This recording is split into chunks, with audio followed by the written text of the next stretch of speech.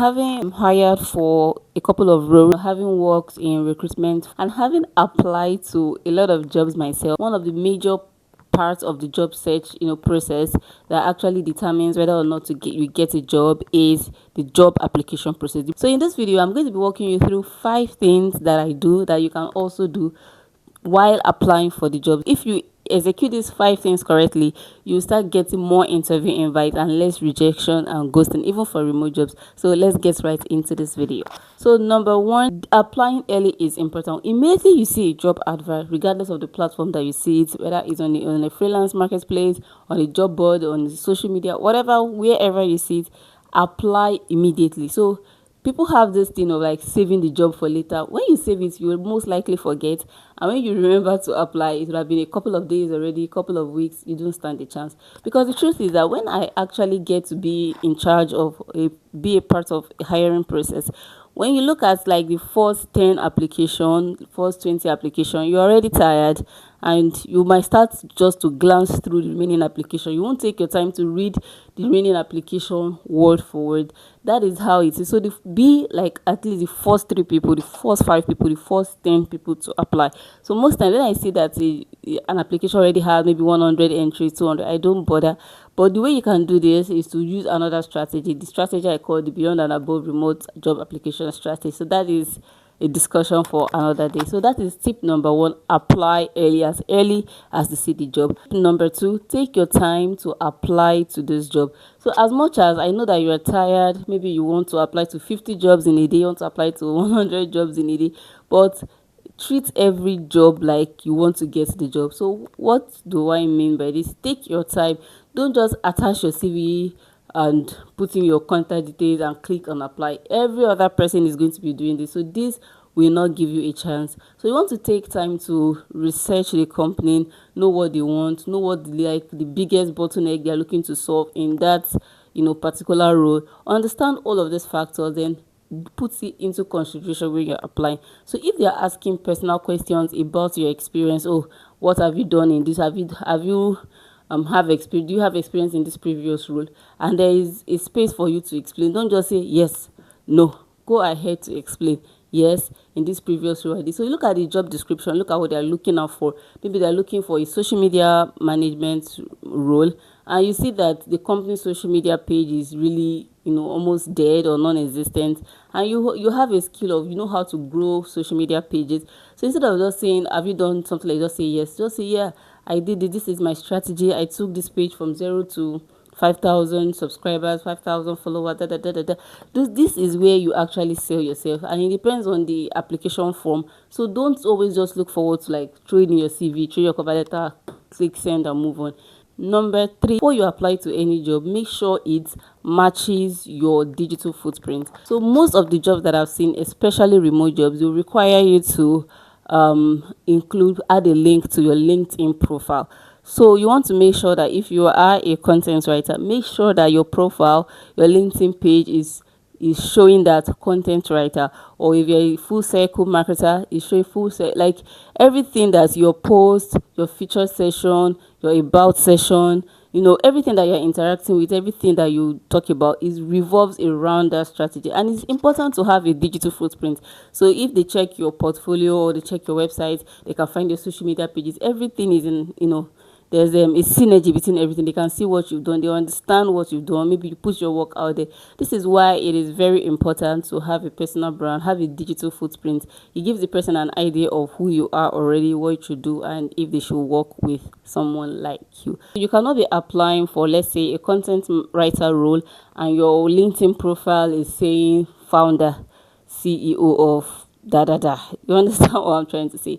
Like, it doesn't match. So let the skill match the skill that the job is actually looking for. Yeah. Number 4, always add your portfolio. So even if it wasn't stated like, okay, what's your portfolio or whatever, it's an opportunity to do that. It will help you stand out, especially if it's a digital skill. Always look for how to include your portfolio, how to sell yourself more, because a lot of people will not do that. Good portfolio will actually sell you before they even get to see you. Like, that is the importance of a good portfolio. They get to see you, especially a portfolio that is detailed. So I have a portfolio template. So if you're interested, you can check it out in the link click on the link in the description to check it out. It's one of the best portfolio templates you can find on the internet. Number 5, taking your time. I know I've said this before, but when you're filling an application form and you have this part, they say, oh, is there anything else you would love to tell us?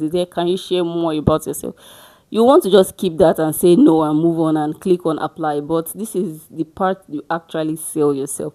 See, take every job application as one job application. Don't take it like I've done 50, this is the 51 application, and no, don't do that.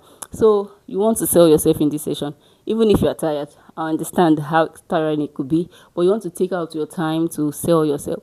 So they ask that, okay, what is anything you like to tell us? Go. This is important for you to do your research, to actually see more. As oh, this is what I have done. This is like this session. Treat it like a mini case study.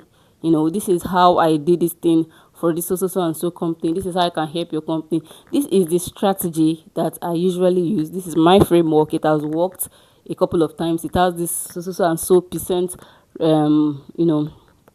success. So if I'm hired for this role, this is exactly what I'm going to do in the next 3 months. See, this thing works. If you spell out what you're going to do in the next 3 months for that company, you're going to be ahead of 99% of other people that are applying for that role. So when next you're applying for a job and you see that part, is there anything else you like us to know? Is there anything else you like to tell us?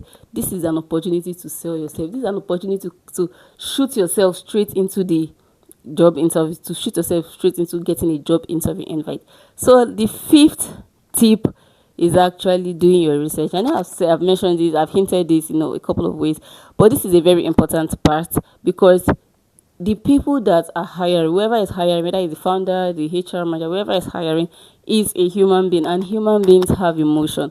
And one of the tricks to making someone like you even before they meet you is to show some form of personality, to add some form of emotion. And the only way you can achieve this is if you do your research. So if you do your research about the company, go on LinkedIn. Like, information is everywhere. Check their website, check their latest products, what they are doing recently. Check if it's a founder, maybe like a solopreneur that is just doing something on their own. Check what they are saying on X, check about what they are saying on LinkedIn. Find out their one thing that they believe in. So for instance, I'm working with a website owner and the person believes in traditional SEO, doesn't believe in all this LLM, GEO and all of that. This is an opportunity to say, oh, I see that you do this, you believe in this, I also believe in that. This is how I'm able to use this strategy. Like, say something that will make them know that you did your research, something that they are passionate about. When you mention that in the application, it catapults you to be like the first candidate. Like, it just shows that you took an extra step to know about this person. For instance, if someone is going to reach out to me and say something about the beyond and above remote job application strategy, I know that, okay, this person knows me, this person has done their research, this person follows me. You understand? Like, human beings are emotional. Human beings, they are humans. It's not going to be a bot that will check out all of these things, and it is very important to tap, is a cheat code to tapping into human beings' emotion. Now, you also want to include, this is like an extra tip, make sure that the keywords, use the job description, is very important. Make sure that the keywords that is in the job description is also reflected in your application. So when you're talking about your skills, use those exact keywords, content writer, content, like all of those keywords that they use, because some of them might be using AI or ATS to sift through application. And the last, tips, like warning I'm going to give, yes, ChatGPT has come to help, AI has come to help, but don't overuse it. Like, someone like me, for instance, I can smell AI content from a mile away, and some of those founders, CEOs, HR managers, they already know. So if you are going to be applying for a job, I beg you, please do not use ChatGPT. Don't impute the questions into ChatGPT and copy it out.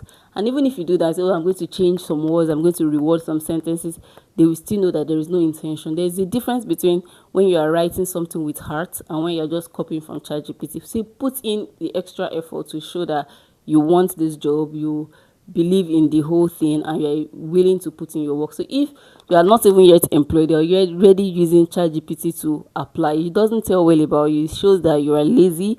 It shows that you don't put in so much thought into what you do, and this can disqualify you. So these are like the top tips that I use and I encourage that you use if you are applying for a job.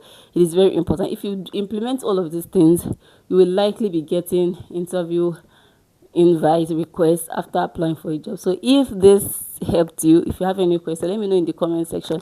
And if this helped you, don't forget to click on the subscribe button, like this video, and drop a comment. And I'll see you in the next video. Bye.